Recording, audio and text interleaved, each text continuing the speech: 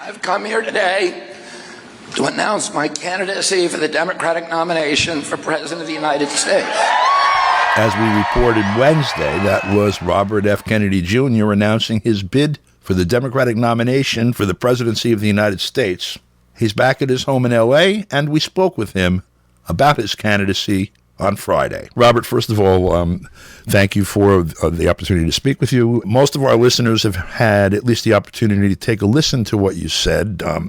Two things that caught my attention were your description of the present moment as the sort of a hellhole of merger of corporations and the state, and the other, you're looking at the situation around Ukraine and suggesting that perhaps the best thing to do to defuse it would be for the U.S. to pull back from Russia's borders and for Russia to pull out of Ukraine, which is kind of almost like the Chinese recommendation at the moment. You please just describe your campaign. That actually is was what the Minsk Accords originally, which the Russians, agreed to, and then the Ukrainian legislature would not ratify it. But the people of Donbass voted to secede, and Russia did not want them. And Russia said, but Russia wanted to guarantee their safety, and so the Minsk Accords was, that they provided that the Donbass region, which is mainly ethnic Russian, would become an autonomous region within the Ukraine, right, and that the Ukraine would not join NATO, and that the U.S. would remove the Aegis missile systems, which are missiles that can carry they can carry nuclear tipped missiles that can hit Moscow. So, and they're 70 miles from the Russian border. I mean, we'd be upset if Russia or China put Aegis missile systems on our border. I recall 1962, this was actually an issue with missile systems that were a lot less accurate, 90 miles from the border. Exactly. And we were ready to invade Cuba, and the only way we averted it is that my uncle and my father made a secret deal with Dobrynin, who was then the Russian ambassador, and with Khrushchev, who trusted them, because they had dealt together on the Berlin crisis. Right. They were engaged in this really extraordinary private correspondence with each other, and they had hooked up, at my uncle's suggestion, a hotline so that my uncle could speak directly to Khrushchev, and they both recognized they were in the same position. They were surrounded by warmongers in their intelligence apparatus and in their military, and that both of them had been in war, had seen its brutality, and they did not want to go to war again. Right. And so my uncle and father made a secret deal to remove our Jupiter missiles from Turkey, which was the provocation that had gotten Khrushchev to put the missile systems in Cuba. He said, if you're going to put them on our border, then we're going to put them on yours.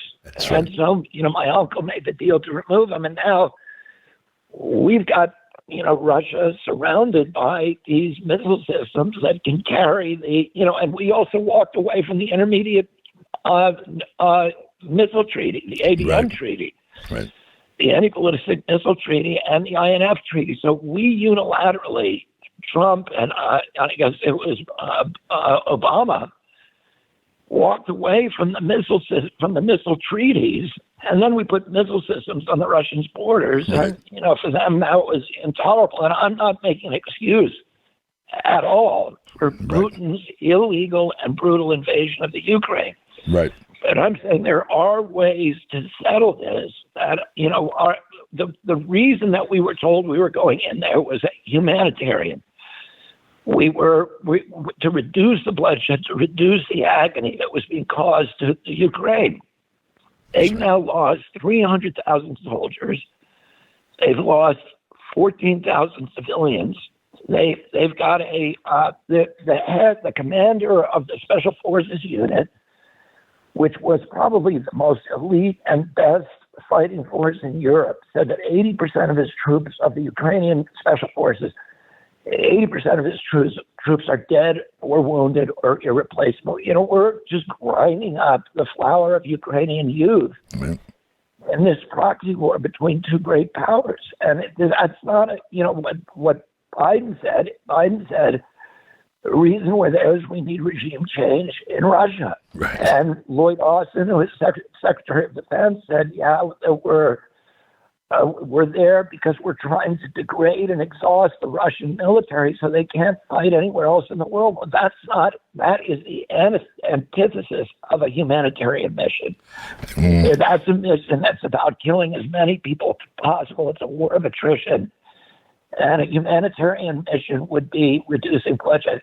I'm very sympathetic with what the Ukrainian people are going through. My son was over there fighting. He was a machine gunner for a special forces unit.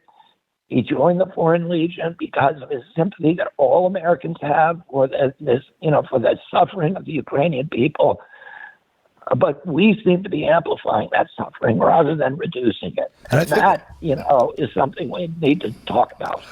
And with the plan for regime change, the declared nuclear strategy of Russia is we will use nuclear weapons only in two conditions. One, if you use them on us, or two, if the survival of our state is threatened. And the response from Washington was to threaten the survival of their state. Yeah, exactly. I mean, it is extraordinary. And it's the neocons. Meanwhile, the entire plan that the neocons created for the rest of the world is now falling apart. That's right. The American century is collapsing. Saudi Arabia just signed a deal with China and Iran, and is telling us to, don't let the door hit us on the way out. Right. And Brazil is now, we've spent $8.1 trillion since we started the Iraq war, since we invaded Iraq, and on wars in Pakistan and Yemen and Afghanistan and Syria. And what have we gotten for it? $8.1 trillion. We drove 2 million refugees. We created ISIS. Iran is now a failed state. We killed more Iranians than Saddam Hussein ever did. It's now it is now a proxy state of Iran, right? Or Iraq is, which is exactly what we were trying to prevent. Right.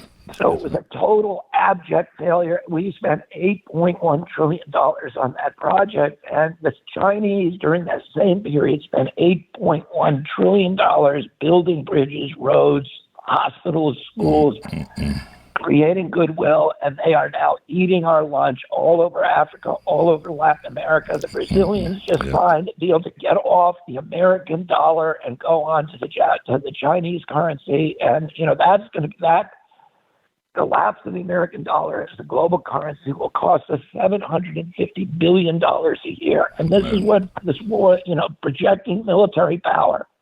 Yeah. Having 800 bases around the world, spending $800 billion a year on the military is actually harming our economy and our national defense.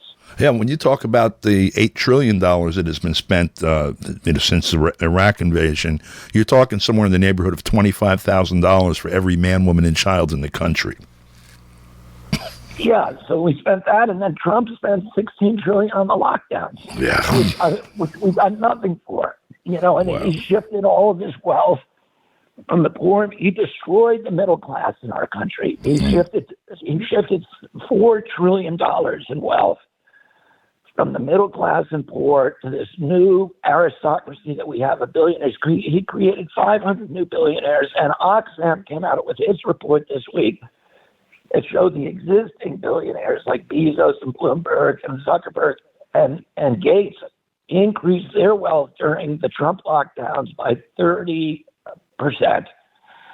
So, and then, he completely bulldozed our Bill of Rights. They started censoring our speech. They closed the churches. They banned jury trials for anybody who gets injured by these big pharmaceutical companies. He closed 3.3 million businesses.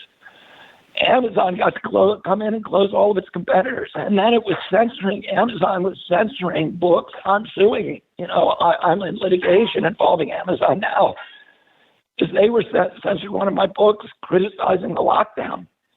So they were censoring Zuckerberg and Amazon. Zuckerberg was making billions on the lockdowns because everybody now has to stay home and use their screens. Right. And Bezos making billions because he got to close all of his business, 3.3 million business competitors. Right. And they were their guys who were censoring, working with the Trump administration to censor criticism of the lockdowns. It was this just extraordinary coup d'etat against American democracy. And then he obliterated the Bill of Rights. He took away in addition, let me say this. Trump's lockdowns shut down 41% of black businesses will never reopen again. And a lot of those black-owned businesses had 3 generations of sweat equity and financial equity, and they're gone. All these black-owned restaurants, and I had a couple of the owners at my speech. I introduced them who just lost their livelihood because of that lockdown. We saw a lot of it. So anyway, I do notice that they haven't withdrawn the lawsuit since President Biden came into office, and an awful lot of those conditions exist. Biden is equally at fault. Yeah. But Trump has to answer for it too. For sure. He was president at that time. For sure.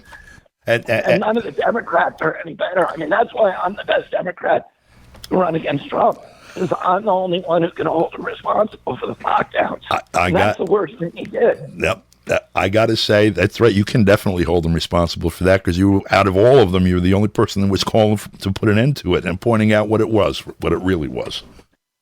Yeah. So, we're short on time. I do want to get to the point that you raised about the situation that prevails generally, which is the merger of corporations and the state, with the state really being pretty much acquired by the corporations.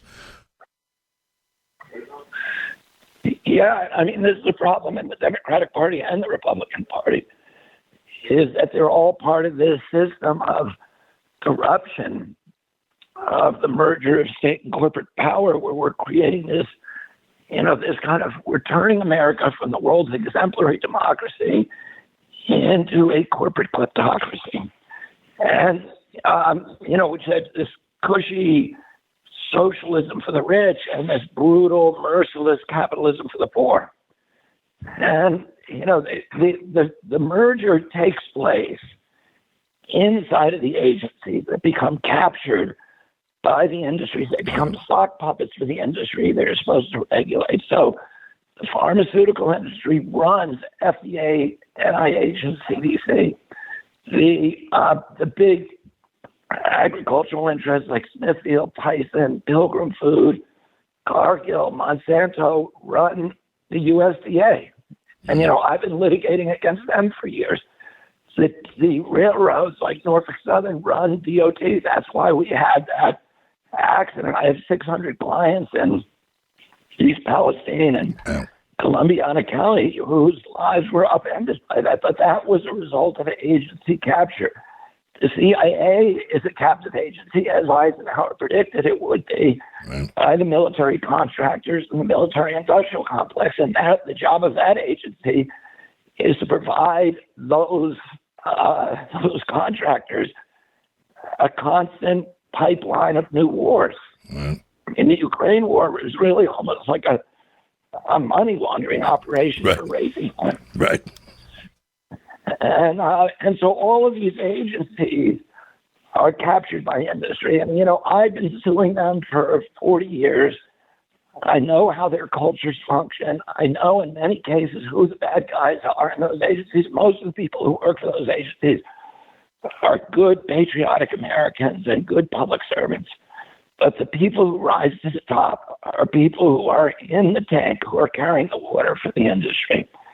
And it's very difficult for politicians who haven't dealt with these agencies. They don't have the confidence go in there and get in the weeds and figure out how to dismantle those cultures. But I've been studying it. I have a PhD in how to do that.